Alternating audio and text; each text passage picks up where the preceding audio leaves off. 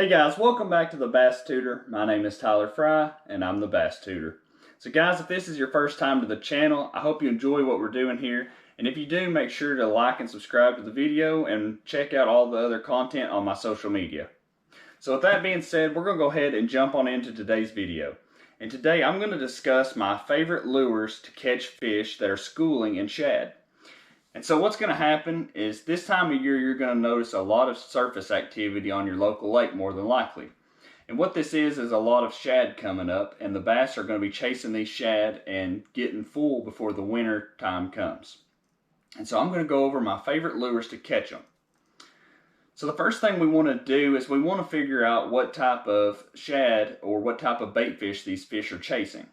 And so if you live on something like a herring lake, you're going to be throwing something maybe a little bit different. You're going to switch it up and you're going to want to throw something that's a little bit more streamlined and that goes straight in the water. Like maybe throwing this jerk bait and just reeling it real slow versus actually jerking it and pausing it. Or maybe you want to throw something like a whopper plopper or the secret Fluke Rig, which you can check out in the video down below in the description. So with that being said, typically I live on lakes that's got a lot of shad and a lot of alewives and things that do a lot of darting motion to them. So this is why my lures that I've got picked out are going to be a lot more walking type lures. They're going to be a lot more fast reaction type lures. And so the first lure that I'm going to break out if I see schools of shad and a lot of bass busting in them is going to be a swim bait. Something like this little Kitech on this little underspin by VMC, or even this little hollow body swim bait right here. Whichever the case may be, I'm going to fire that thing out there and I'm going to make sure that my lure gets way out past these fish. And then I'm going to start slowly reeling it through them. And so with any of these lures, you want to make sure that you get past the shad that you're fishing in. And you know, sometimes there's going to be those crazy instances where they want it to smack right down in them and then they're going to come up and hit it. But typically what you want to do is you want to throw that lure way out past them and then work it through them, and that's typically how you're going to catch them. And something that I've noticed doing a lot of shad chasing this year, catching bass in them, is I've noticed that a lot of the times that you can cut these fish off, especially on calm days. So what you'll see is you'll see these fish, they kind of do what I like to call sharking them. And so what they'll do is you'll see a fin or you'll see the shad moving on top of the water, and you'll just see a little straight line running around before the fish bust them. And then what'll happen is that bass will corral them, or a bunch of bass will corral them, and they'll come up and they'll bust. So if you can catch them and you can watch where that line is going and fire right in front of that line, typically what happens when your lure hits the water is that ball of shad or those bait fish like to just flash real hard. They'll kind of move real fast. And when they do, the predator instinct in the bass, it makes them go crazy and then they just start attacking the shad. So if you can shock those shad real quick with your lure on top of the water, typically that's going to enhance the feeding frenzy and you're going to get a few more bites that way. So cutting those bait fish off will do a lot of good for you, especially because a lot of times these guys are moving fast. You know, these shad, they're not going to sit still and get eaten. So if your lure is going to land over here where the shad were busting and they've already moved over here, you're probably not going to catch them. But oftentimes you kind of just got to cast where they're at. You know, you'll see the fish coming up and busting in the shad, and that's when you want to fire right there to that spot and you're going to get bit a lot. So the next lure on my list on a slick calm day is going to be a fluke. A lot of the times you can throw a fluke into those bait fish and you can let it just start settling down just a little bit. And I don't let it fall very long, maybe 3 to 5 seconds, and then I'm going to pop it real fast. And what that's going to do is that's typically going to create a reaction strike. And typically your fluke is not going to last the first few seconds. You know, typically it's going to hit the water, it's going to sink a little bit, and a fish is just going to come through and eat it. Especially this time of year whenever these fish are really cram-packed tight and they're really wanting to feed up bad. Their metabolism is really high, they're really hungry, and they're just trying to get fat. So fishing this fluke on a slick calm day is going to work wonders for you. But in the days whenever there's a little bit of chop on the water, then I'm going to switch it up a little bit. So if I notice that there's not a lot of fish busting like right on top, if I'm seeing a lot of shad on top of the water and I see them flipping out of the water, but I don't see any physical bass coming up and exploding on top of the water, I'm going to throw something like one of these jerk baits. I want to take that thing and throw it out there and jerk it around a little bit, and then I'm going to let that thing pause, and they're going to come through and annihilate it typically. And so, depending on what type of fish you're fishing for, whether it's smallmouth or spotted bass or largemouth, will kind of dictate how fast you're working it, especially depending on the weather. And so another thing I like to do on windy days is I like to throw a walking bait. Something like this little walking lure right here, or maybe a spook, or some type of lure that's going to create a lot of commotion on top of the water. And the reason for that is if I see the fish are physically coming out of the water to eat a lure, like you've seen in the bank fishing video I did a little while back, you'll see that I was out there fishing off that point, and I was casting that spook way out past them and working it through them, and that big obnoxious spook was making a lot of noise and was catching a lot of fish. And so if I'm seeing the fish are physically coming out of the water, I'm going to throw a walking bait. Regardless of the wind, I'm going to throw a walking bait typically to start off with, and maybe I might slow it down to something like a pop-in style bait or chug bait. And the reason for that is something about the walking bait in the fall time of the year especially. It's faster, it's got a wide walk to it, it looks like a dying bait fish, and those bass just don't like seeing them, and they come up and eat them. And walking bait is typically going to be my go-to if these fish are busting out of the water. And I'll sometimes, if I don't even see the bass busting out of the water, I'll still throw a walking bait over those shad to see if maybe one will come up and eat it, just because of how cool it is to catch them on the top water. And so lastly, if there's a whole lot of wind on the water, there's a whole lot of chop, and it's a little bit too much to throw this jerk bait around, and it's a little bit too much for these fish to see this top water, I'm going to throw something like this spinnerbait. This thing's a Picasso spinnerbait. It's got some big blades. It looks just like a shad. It's got a little fluke on the back, and I'm going to fire this thing out there in them, especially on those overcast windy days, and you're going to get a lot of bites off that spinnerbait.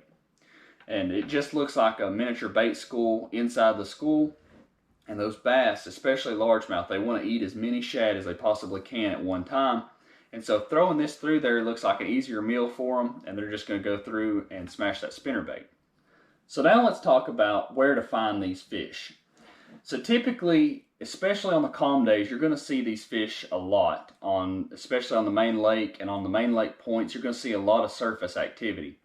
But as the fall continues to go on, these fish are going to start moving back into your bigger creeks, the places where there's a lot of running water and current coming in. They're going to start moving back into those places to find warmer water, and those bass are going to start pushing those shad back into pockets and stuff.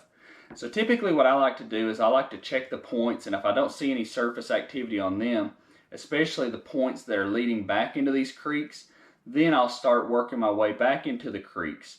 And a lot of the times you can find them in the first quarter of them, or maybe halfway, or even in the backs of these creeks. And then, as winter starts getting a lot closer, these fish will start moving back out toward the main lake. And there'll be a few more times that you can find them out there on the main lake on those points. And a lot of these shad, they don't move back there into the creeks. A lot of them will just suspend. And the next video after this one, we're actually going to talk about how to catch the fish that are suspended in shad. But for today, I want to talk about the ones that are breaking the surface and that you are physically able to see. And so I'm going to check the places with current. If you live on a river lake, check up toward the river, check in the backs of creeks, check on the points in front of creeks. Keep it simple.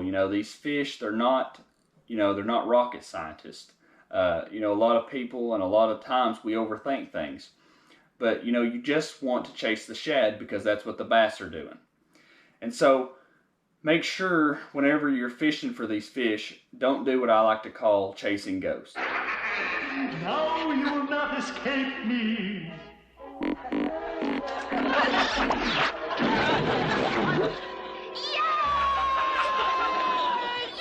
So I talked about this in a previous video at the kayak tournament I fished, but I'll go over it a little bit right now. And a lot of the times we like to do what I call chasing ghosts. And what'll happen is you'll be sitting out there fishing, and then you'll hear a fish bust. You'll crank your trolling motor up. You'll run over there to them thinking they're busting in shad, when really it was just a freak fish that maybe was chasing a few straggler fish or whatever the case was, and it's just going to bust one time. So, you know, if there's a big school in front of me and I can see 2 and 3 fish busting in these shad consistently, then I'm going to go fish those. But if I see one blow up, typically I'm not going to chase that one blow up to try to catch a fish out of it, because typically it's just kind of a freak accident that he was over there.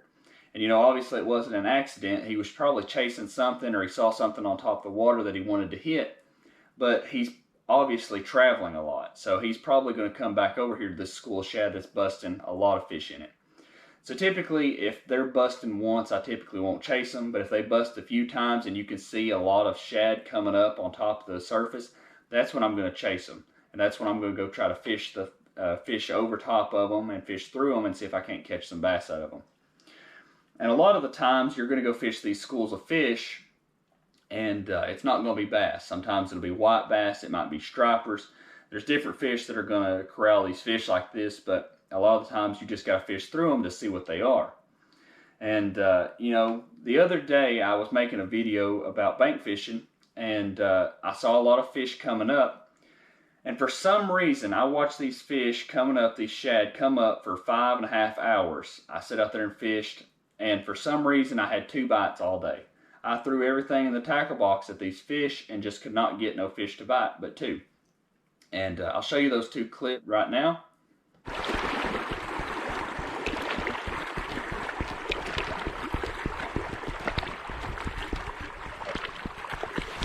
Oh, he broke me off. Dang it, dude. Dang. He just can't grab it. Come on, baby. There he is. Easy. It pulled off. Are you freaking kidding me, dude? Oh my God. How did it pull off?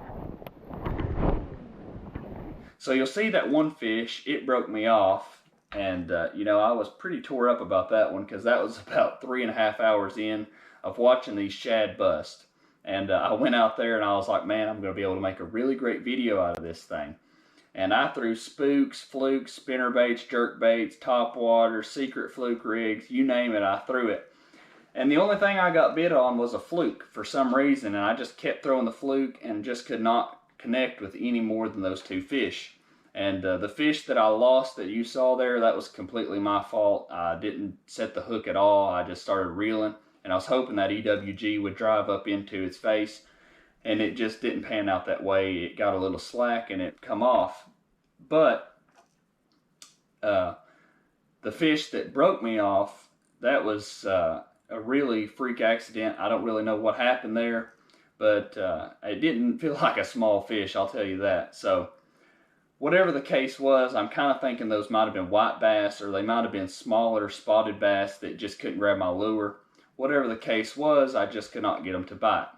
But typically you're going to be able to throw those lures through those shad and be able to get a lot of bites and a lot of fish, especially if there are a lot of fish in the bass school. So what will happen is these bass will start to congregate, and then they'll chase those shad up, and they're really, really competitive. So you're going to get a lot of aggressive strikes on these lures. You're going to catch a lot of fish typically, especially if you can keep them in those shad and you can chase the shad. And a really good example of this is the 3 fish in 1 cast video that I made quite a while back. Me and my good buddy Jordan Elliott and my cousin Brody, we went to our local lake, and you know, we got onto these fish that were chasing shad. And there's a few more videos through here in my channel that you'll see me chasing shad. The kayak tournament, I did this, and I caught a few fish. And the 4th of July tournament, me and Jordan fished, we done these things. And we were throwing swim baits like this little Kitech. And, you know, chasing shad can pay dividends a lot of the times, and sometimes it can be a waste of time. But if I'm seeing a lot of fish doing it, then I'm going to try it out, and I'm going to see if there's any fish in them, because a lot of the times it can be a really great way to catch them, and it can be a good pattern in the fall to catch fish in a tournament. So guys, I hope you enjoyed today's video. If you did, make sure to leave me a thumbs up and make sure to share it with your friends. You know, catching fish out of shad can be super fun, but sometimes it can be kind of hectic, and sometimes it can just be a pain in the butt. So, you know, make sure that if you're fishing for shad and or fishing for bass and shad, that you stay patient, you have fun. And another quick tip for you, if you're gonna try to chase shad in a tournament, I would recommend having a plan B, because a lot of the times, just because they're chasing shad today doesn't mean they will be tomorrow. Tomorrow these fish may be suspended, which we're going to talk about next week on how to catch them. But with that being said, a lot of the times it's good to have a plan B. Maybe go find a place where you can flip some jigs around or something like that, just in case you can't find those fish that are chasing shad. So guys, I hope you enjoyed today's video. If you did, make sure you leave me a comment and tell me what you thought. And I hope you're able to get out there, use some of these lures, and wet a line. We'll see you guys later.